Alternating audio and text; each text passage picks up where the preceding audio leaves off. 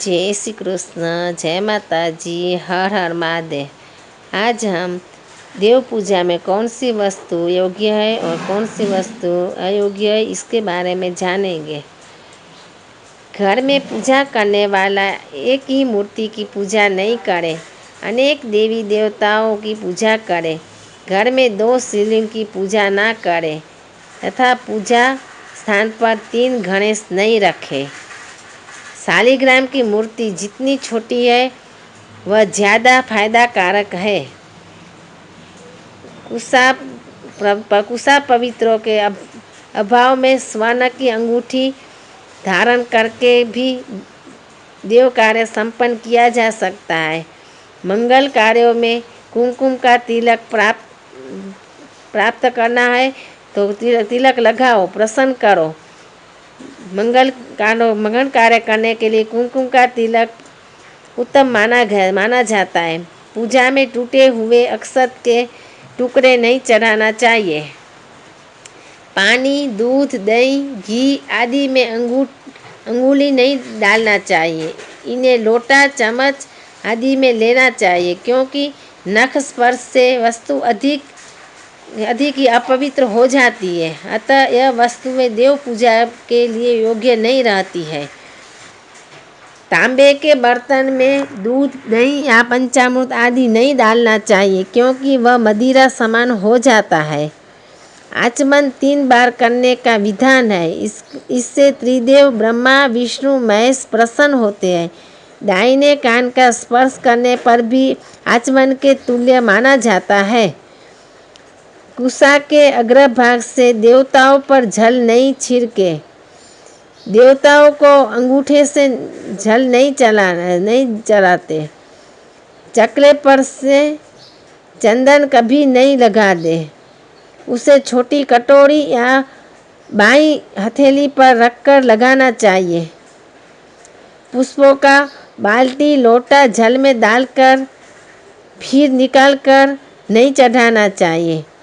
भगवान के चरणों की 4 बार, नाभि की 2 बार, मुख की 1 बार या 3 बार आरती उतारकर समस्त अंगों की 7 बार आरती उतारें। भगवान की आरती समयानुसार जो घंटा, नगारा, झांझर, झालर, थाली, पंडावल, शंख इत्यादि बजते हैं, उनकी ध्वनि से आसपास के वायुमंडल के कीटाणु पर भी मिट जाते हैं। नाद ब्रह्म होता है। नाद के समय एक बार से जी प्रतिध्वनि होती है, उसमें असीम शक्ति होती है। लोहे के पात्र में भगवान का नैवेद्य अर्पण नहीं करना चाहिए। हवन में अग्नि प्रज्वलित होने पर ही आहुति देनी चाहिए। समिधा अंगूठे से अधिक मोटी नहीं होनी चाहिए तथा 10 अंगुल लंबी होनी चाहिए।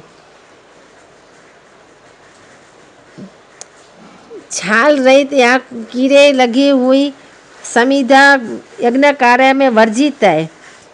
पंखे आदि से कभी हवन की अग्नि प्रज्वलित नहीं करनी चाहिए। मेरुहीन माला या मेरु का उल्लंघन करके माला नहीं जपनी चाहिए। माला रुद्राक्ष, तुलसी एवं चंदन की उत्तम मानी गई है। माला को अनामिका तीसरी अंगूठी पर रखकर मध्यम अंगुली दूसरी अंगुली से चलाना चाहिए। जप करते समय सिर पर हाथ या वस्त्र नहीं रखें। तिलक करते समय सिर पर हाथ या वस्त्र रखना चाहिए। माला का पूजन करके ही जप करना चाहिए। ब्राह्मण को या द्विजाति को स्नान करके तिलक अवश्य लगाना चाहिए। आप करते हुए जल में स्थित व्यक्ति दौड़ते हुए शमशान से लौटते हुए व्यक्ति को नमस्कार करना वर्जित है। बिना नमस्कार किए आशीर्वाद देना वर्जित है। एक हाथ में प्रणाम नहीं करना चाहिए। सोए हुए व्यक्ति का चरण स्पर्श नहीं करना चाहिए। बड़ों को प्रणाम करते समय उनके दाहिने पैर पर दाहिने हाथ से और उनके बाएं पैर को बाएं हाथ से छूकर प्रणाम करना चाहिए। जप करते समय जीभ या होठ को नहीं हिलाना चाहिए। इसे उपांशु जप कहते हैं। इसका फल 100 गुना फलदायक होता है। जाप करते समय दाहिने हाथ को कपड़े या गौमुखी से ढककर रखना चाहिए। जप के बाद आसन के नीचे की भूमि को स्पर्श कर नेत्रों से लगाना चाहिए। संक्रांति, द्वादशी, अमावस्या, पूर्णिमा, रविवार और संध्या के समय तुलसी तोड़ना निषिद्ध है। दीपक से दीपक को नहीं जलाना चाहिए। यज्ञ, श्राद्ध आदि के काले तिल का प्रयोग करना चाहिए, सफ़ेद तिल का नहीं। जय माँ जगदम्बा। हर हर महादेव। जय श्री कृष्ण। ओम नमः शिवाय।